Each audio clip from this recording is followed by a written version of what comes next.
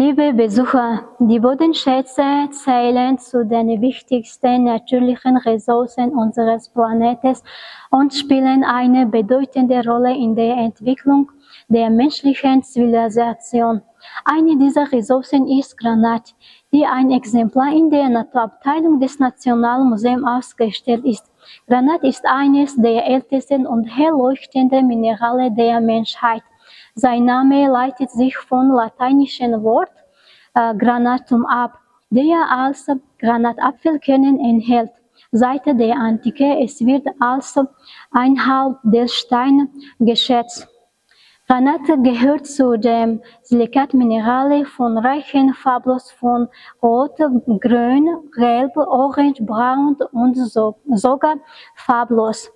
Dank seines Glanzes, seiner Dichte und seiner reichen verwendet auch heute in der Schmuck- und in der Kunsthandwerksbranche.